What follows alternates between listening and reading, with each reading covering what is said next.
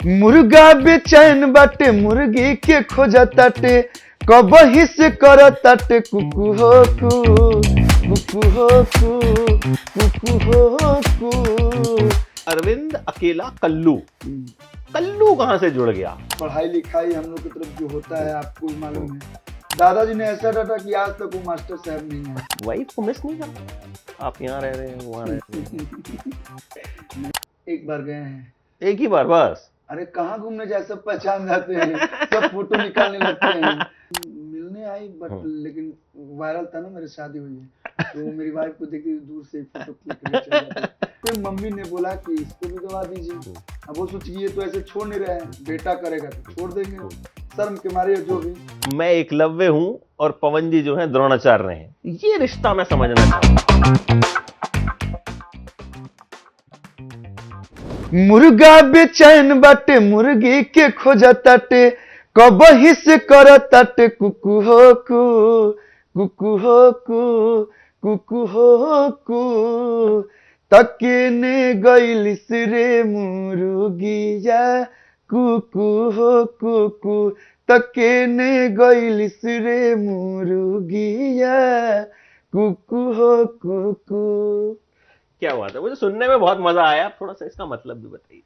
मतलब देखिए, इंसान तो प्यार करता है तो वो अपनी फीलिंग बता देगा कि I love you, I miss you या जो भी। लेकिन जो भी जानवर होते हैं जैसे डॉग होते हैं या मुर्गा होते हैं वो लोग भी प्रेम करते हैं। तो उन लोग का प्रेम का अंदाज है कि जो सुबह में कुकड़ू को बोलते हैं तो उस अंदाज से वो आई लव यू बोल रहे हैं अपनी मुर्गी को। ये सोचा कैसे आपने ये गाना? देखिए, जो भी गाने होते हैं वो तो राइटर सोचते हैं। तो बोलते हैं ना कि जहां ना पहुंचे रवि वहां पहुंचे कवि। यस। तो वो कभी वहां पे पहुंचे और उस चीज को हमने फिल्माया है। और लोगों का प्यार, जब ये मैं गाना गाया था उस समय मेरी एज थी 10 साल, तो मैं भी उतना नहीं जानता था। लेकिन हाँ, ये मतलब था कि केने गैली से मुर्गिया, मेरी मुर्गी कहाँ है भाई, मैं कब से कुकू को चिल्ला रहा हूँ। तो उसी समय ये स्टेप हिट हुआ था जो बाबा जी के ठुल्लू बन गया। अब ये बताइए, सबसे पहले तो आपको देख के मेरे दिमाग में ये आया कि अरविंद अकेला कल्लू, कल्लू कहाँ से जुड़ गया? क्योंकि हालांकि ये सब बातें करनी नहीं चाहिए, लेकिन मतलब कल्लू ना, क्योंकि हमारे घर मोहल्ले में क्या होता ना कि जो काला होता है उसे कल्लू बोल देते हैं। जैसे मेरे पिताजी को भी कालू भैया बोला जाता है। अरे वाह। मतलब उनका जो घर का नाम है तो आज तो उनको कालू भैया बोलते हैं। तो ये कैसे जुड़ा आपके साथ? इसके पीछे कहानी ये है, उस समय तो मैं पैदा हुआ था तो जो मम्मी पापा बताते हैं, जब मैं पैदा हुआ था तो बहुत काला था। 7 महीना में ही हमने के भोजपुरी में कहा जरा सतवास लेकर भैया, तो वो बहुत कमजोर होते हैं और बहुत बहुत काला हुआ था। तो जीने के लिए हम लोग की तरफ नाम रख दिया जाता है कि लड़का जी जाएगा तो कल्लू। देखिएगा, जो पतला होगा तो गांव में बोलते हैं पहलवान आया है, जो थोड़ा सा मतलब कम समझदार होगा उसको बोलते हैं आईएएस आया है। तो ऐसे टाइप के। तो उस समय मेरा नाम कल्लू पड़ गया। और जैसे जैसे मैं बड़ा होते गया और दर्शकों का प्यार मिलते गया, बोलते बड़े होने के बाद थोड़ी बहुत सुंदरता आ गई हमें। और क्रीम है, क्रीम घस घस के गोरा हो गया मैं। हालांकि भैया देखो, आजकल एक क्रीम व्रीम पे बड़ा विवाद होता है, लेकिन मुझे ऐसा लगता है ये परफेक्ट ब्रांड एम्बेसडर है उसकी। नाम ही कल्लू है लेकिन स्किन देख लीजिए, एकदम चमक रही है, दमक रही है। थोड़ा बहुत गोरे हो। हाँ, थोड़े बहुत नहीं हो गए, काफी गोरे हो गए। अकेला कैसे आपने खुद जोड़ा? नहीं, अकेला मेरे पिताजी के एक फ्रेंड थे। तो जैसे क्या होता है, कलाकार या पब्लिक के लिए जो भी काम करते हैं, जैसे आप भी मीडिया से हैं, हम आर्टिस्ट हैं, या पॉलिटिक्स में जो भी नेता लोग होते हैं, या बहुत सारे जो पब्लिक के लिए काम करते हैं, उनकी कोई जाति नहीं होती।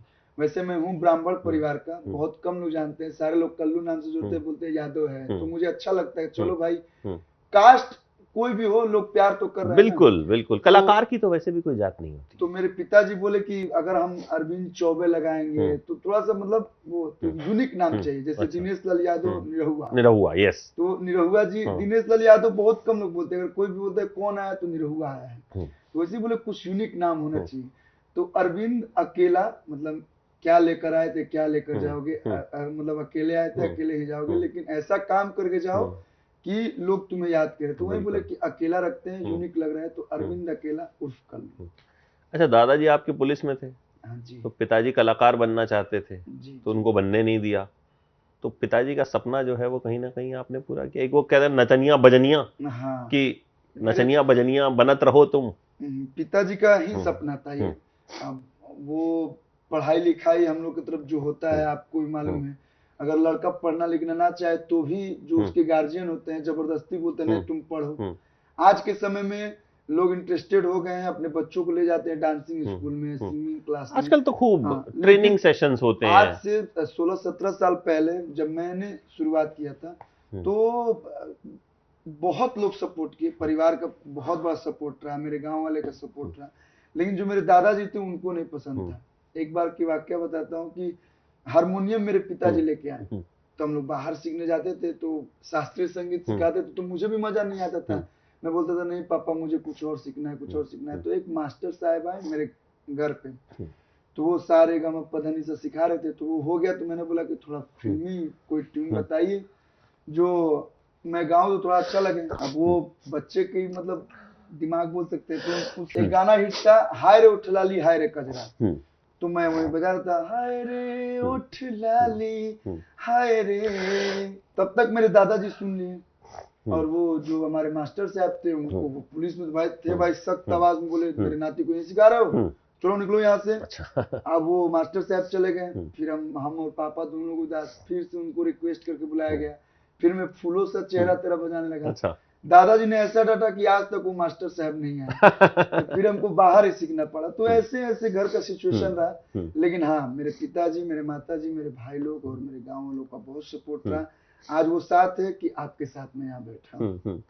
तो सफर शुरू कैसे हुआ, मतलब 8-9 साल में आपने जो है कहाँ गाना शुरू किया सबसे पहले? मेरे पिताजी शौकीन थे अपने संगीत के, नाटक के। गांव में नाटक होता था, मेरा गांव अहिरौली है। किसान रहे ना आपके पिताजी? हाँ, वो ऑलराउंडर बोल सकते हैं। उनका रिक्शा का भी दुकान था, ठेकेदारी भी करते थे, किसानी भी करते थे। और उस समय जब मैंने शुरुआत किया था, उस समय पवन सिंह जी का मैं गाना बहुत सुनता था, अभी भी सुनता हूँ। तो मतलब मेरा ये था कि नहीं यार हमको भी एक मौका मिल जाता है, स्टेज पे पापा करते हैं, मैं भी गाता। तो उन्हीं के मंच पे मम्मी ने बोला कि इसको भी गवा दीजिए। अब वो सोच ये तो ऐसे छोड़ नहीं रहे हैं, बेटा करेगा तो छोड़ देंगे शर्म के मारे जो भी, लेकिन ये उल्टा हो गया। मैंने उसी मंच पे 2 गाना गाया, और पवन सिंह जी का? हाँ, पवन सिंह जी का। और वो 2 गाने किसी को विश्वास भी नहीं था, पापा भी डर रहे थे कि भाई माइक में क्या गाएगा क्या नहीं गाएगा। उसके बाद से जो लोगों का प्रोत्साहन मिला, आज भी हमें याद है कि 51 रुपया और 100 ग्राम चिनिया बादाम हमको एक चाचा ने गिफ्ट दिया था। तो वो सब मेमोरीज मतलब कभी भुलाए नहीं जा सकते।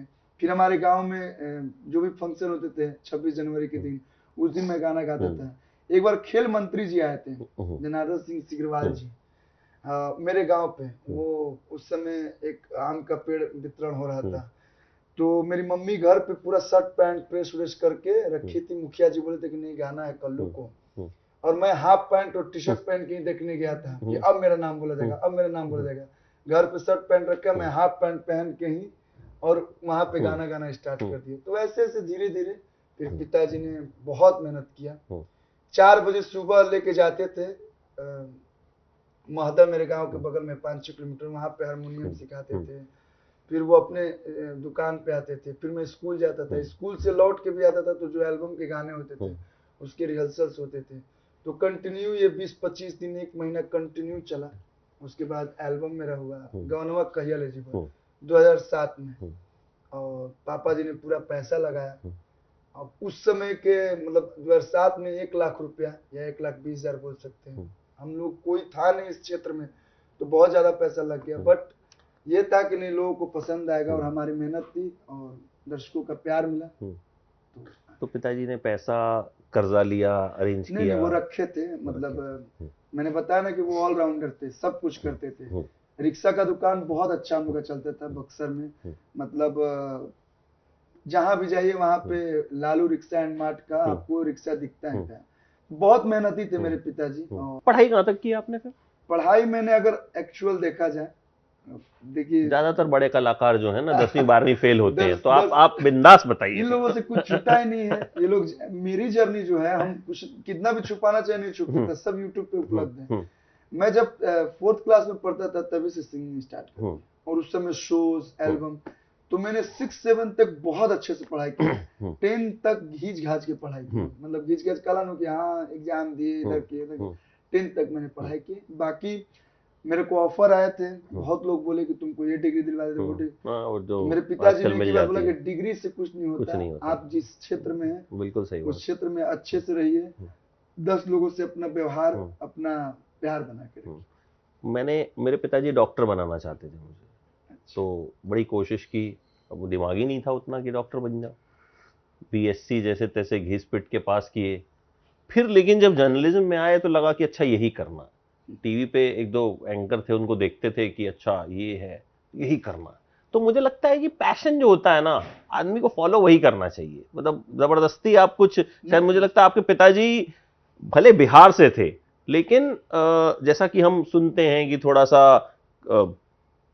सोच अभी उतनी बड़ी नहीं होती है, लेकिन मतलब मुझे लगता है उन्होंने 2007 में, आज से लगभग 15-20 साल पहले, ये समझा कि मुझे मेरे बेटे के पैशन को फॉलो करना। उनको मेरे पिताजी के बारे में बता दूं, सबके पिताजी बहुत प्यार करते हैं।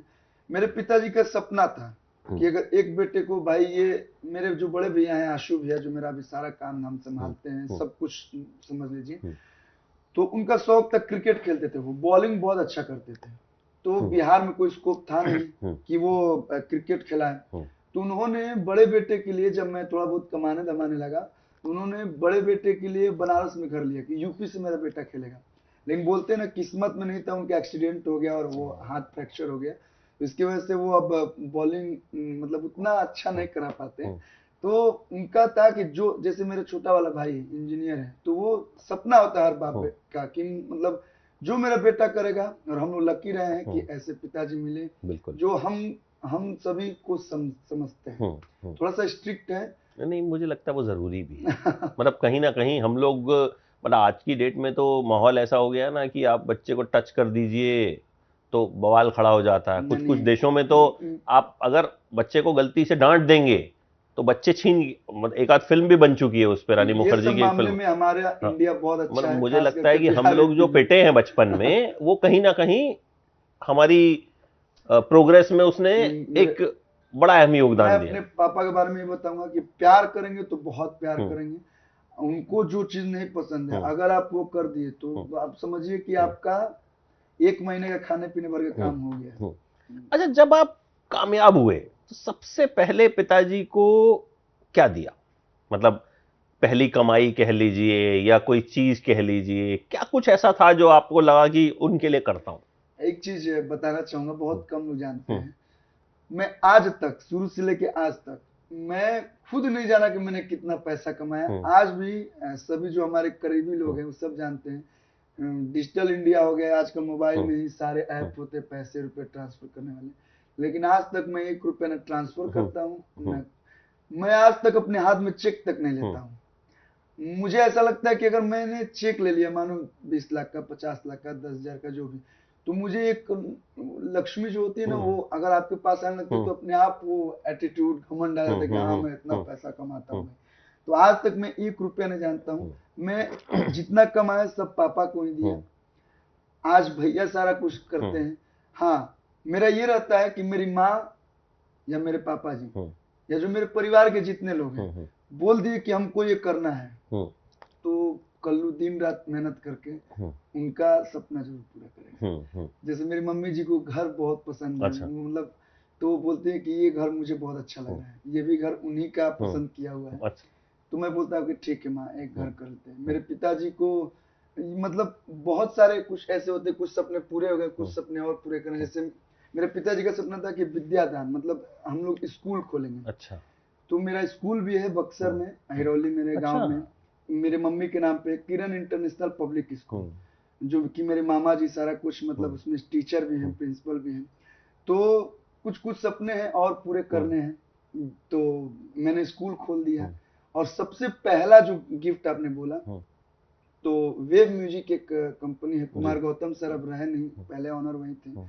तो मैं पहले छोटा वाला मोबाइल चलता था नोकिया का, उसमें सांप वाला गेम में खेलता था। तो कंपनी वाले पूछे कि भाई कल्लू है, पहली बार ज्वाइनिंग हुआ था वेव म्यूजिक में, बड़ी कंपनी है, तो भाई क्या करता है? तो बोलते अरे वो तो बच्चा है, दिन भर गेम खेलते रहता है, मेरा मोबाइल लेके, उनका मोबाइल लेके। तो उस समय मेरे को In72 मोबाइल सर ने मुझे गिफ्ट किया था, जो ऐसे क्लिक करते थे और क्लिक करते थे। तो वो मेरे लिए बहुत मतलब खुशी का दिन था कि मतलब कहाँ हम लोग टच वाला मोबाइल, बड़ा सा मोबाइल मिला था। तो आज भी मैं मोबाइल संभाल के। अच्छा, तो पिताजी को आप बात वो बता रहे थे कि पिताजी को सबसे पहले क्या दिया? पिताजी को मैंने तो बोला ना कि मैं तो उनको सारा कुछ सब कुछ दे दिया, सब पैसा रुपया सब उन्हीं को दे दिया है। क्योंकि हमारे यहाँ संस्कार है, आप भी जानते होंगे, हम चाहे कितना भी कमा लें, हम पहले पापा को देते हैं कि ये लीजिए पापा। और आपको अगर मन करे, इच्छा करे, और पापा लोग भी बहुत समझदार होते हैं कि मेरे बेटे को क्या चाहिए, तो वो लोग पहले से जानते हैं, वो दे देते हैं बेटे को। तो आज भी और आजीवन जो मैं कमाऊंगा वो सब मेरे पापा का। सब मतलब मुझे, जैसे आपने कहा आपके पिताजी ने कहा कि हम विद्या दान करते हैं, तो मुझे लगता है बड़े विजनरी आदमी हैं आपके पिताजी। कहीं ना कहीं उन्होंने आपके लिए भी एक विजन देखा, आपके बड़े भैया के लिए भी विजन देखा, फिर स्कूल, क्योंकि इस तरह की सोच एक प्रोग्रेसिव सोच होती है कि हाँ, क्योंकि एजुकेशन अगर होगी जाहिर तौर पे कंट्री कहीं ना कहीं, क्योंकि अगर लोग पढ़ेंगे लिखेंगे नहीं तो फिर वही गधे नेताओं को चुनेंगे और वही सब होगा। तो कहीं ना कहीं मुझे लगता है विजनरी आदमी है, तो कभी मौका मिला तो उनसे जरूर मिलूंगा। जरूर बनारस आइए, और पूरे मतलब अच्छे से वहाँ पे सभी परिवार से आपको मिलाएंगे। और अच्छा है। तो अभी बनारस में रहते हैं पिताजी? जी, मम्मी पिताजी दोनों? माँ पापा, मेरी वाइफ, भैया की वाइफ। अच्छा, सब लोग बनारस में। सब लोग बनारस। तो वाइफ को मिस नहीं करते हैं आप यहाँ रह रहे हैं, वहाँ रह रहे हैं? नहीं, कौन नहीं करेगा, अभी नई नई शादी हुई है, 10 महीने हुए हैं। तो वहाँ क्यों रहती है वो? अब कहाँ साथ में लेके घूमते थोड़ा ना चलेंगे, हम लोग को घूमना काम है। बट आज जब भी वक्त मिलता है तो पापा जी से मिलने जाता हूँ, और पापा के बहाने घर परिवार सबसे मिल लेता हूँ। तो मिस करते हैं। घूमने फिरने जाते हैं वाइफ के साथ? एक बार गए हैं। एक ही बार बस? अरे कहाँ घूमने जाए, सब पहचान जाते हैं, सब फोटो निकालने लगते हैं। तो थोड़ा सा वो अकेले कभी, आज तक मैं अकेले कभी नहीं घूमा। जब भी घुमा हूँ अपने पूरे टीम के साथ घुमा हूँ, भैया लोग के साथ घुमा हूँ। शो में जाता हूँ तो सभी लोग जाते हैं। अब अकेले वाइफ के साथ पहली बार गया था, वहां पे भी लोग लगे फोटो निकालने। तो वाइफ के साथ जब पहली बार अकेले गए तो कोई लड़की वड़की नहीं आई मिलने? गाल वाल खींच दियो कोई? मतलब आपकी फीमेल फॉलोइंग भी खूब है। मिलने आई, बट लेकिन वायरल था ना, मेरी शादी हुई है, तो मेरी वाइफ को देखती दूर से फोटो क्लिक करने चले जाते। डर ये लगता है ना कि मानो आजकल सोशल मीडिया इतना एक्टिव हो गया है, वो एक फोटो क्लिक किया और इतना सारा न्यूज बनने लगता है कि मैं भी नहीं जानता कि मैं यहाँ पे कब गया था। मानो यूट्यूब स्क्रॉल कर रहे हैं तो वहां पे ऐसे ऐसे न्यूज आते हैं कि अच्छा मैं अपनी वाइफ के साथ कब मॉरिशस चला गया भाई, अच्छा, कब स्कॉटलैंड चला गया, तो ऐसे ऐसे न्यूज आते हैं। तो पहली बार गया था, लेकिन हम बहुत अपने आप को लकी मानते हैं कि हमसे भी अच्छे अच्छे सुंदर सुंदर अच्छे लड़के घूमते हैं। लेकिन आज ये आप लोग का प्रेम है कि हिंदुस्तान के कोई भी कोने में जाते हैं और जहाँ पे भोजपुरी से प्यार करने वाले लोग रहते हैं, वो लोग फोटो क्लिक कराने आते हैं, तो ये मेरे लिए खुशी की बात है। अच्छा, वाइफ आपको भेजती हैं कभी कुछ आपसे जुड़ी खबर, कुछ मीम कि मैंने ये देखो तुम्हारे बारे में जो है ये चल रहा है? हाँ, बहुत भेजती है। गुस्सा आता है उनको, क्या देखो तुम्हें जबरदस्ती में? वो बहुत मजे लेती हैं। अच्छा, बहुत मजा लेती है। वो इंस्टाग्राम पे मीम्स भेजती है, या मैं जो स्टेज पे बुला रहता हूँ वो भेजती है। मानो कोई रोमांटिक सॉन्ग गा रहा हूँ स्टेज पे, अच्छा, तो मतलब भाई कि आज तक हमारे लिए तू कभी नहीं गाया। अच्छा, तो फिर मैं बोलता हूँ कि अगर मेरे फेस पे मेकअप चढ़ गया तो मैं आर्टिस्ट हूँ, मेकअप उतरा तो मैं तुम्हारा ही पति हूँ। क्या अच्छा, एक चीज और आपने कही थी कि मैं एकलव्य हूं और पवन जी जो हैं द्रोणाचार्य हैं, ये रिश्ता मैं समझना चाहूंगा। जैसा कि मैंने बताया कि मैं जब छोटा था तो उन्हीं का गाना सुनता था, और भी सबके सुनते थे, लेकिन वो मुझे पसंद थे। तो हमारे गांव में पचकोस होता था, तो उस समय टीवी लगता था, टीवी पे उनका गाना उस समय आया था, नाही नाही करी तब बुझ लिए भाई, आज न तक काल गोरी लाइन पर आई, वो सब झुरू झुरू निमिया गछिया सुनते सुनते स्टेज पे गाता था, अपने स्कूल में गाता था। तो उसी समय मैंने ठान लिया कि नहीं, मतलब मैं अपना गुरु उन्हीं को मानूंगा, जिसको देख के आप इंस्पायर होते हो, तो मैं उनको गुरु मान लिया। और मैं मंच में बोलता था कि मेरे गुरु पवन सिंह जी हैं। पहले इतना ये सब नहीं होता था, आज जो हो रहे हैं, पहले बहुत लोग रिस्पेक्ट करते थे, आज भी है। तो मैं बोलता था, तो पवन भैया के भी कान पे गया कि भाई कौन ऐसा लड़का है जो हर मंच पे बोलता है गुरु है, लेकिन आज तक मैंने सिखाया नहीं है। और एक बार का वाक्य बताता हूँ, बलिया में मैं गया था शो करने के लिए, पवन भैया भी वहां आए हुए थे और मैं बहुत खुश था। उस समय हमारे साथ एक लेडी सिंगर थी, उनका वहां पे इनविटेशन था, मेरा नहीं था, फिर भी मैं गया था कि मुझे पवन सिंह से मिलना है, पवन भैया से मिलना है। मैं गया, उनके चाचा जी से मेरे पापा बोले कि भाई उनका चेला है, तो भी मेरे को ऐसे देखे यार ये कौन ऐसा लड़का है जो आज तक तो कभी हारमोनियम में नहीं सीखा है। मैंने उनकी बस एक झलक देखी और मुझे लगा कि नहीं यार, जिसको मैंने चाहा तो उसी में देख लिया। फिर मैं उनके स्टेज पे, मुझे बलिया में 1 या 2 बजे करीब एक गाने गाने का मौका मिला और फिर वो मंच पे आए और मैं उनके सारे गाने जानता था उस समय, तो सारे गाने मैं पीछे पीछे गाता था।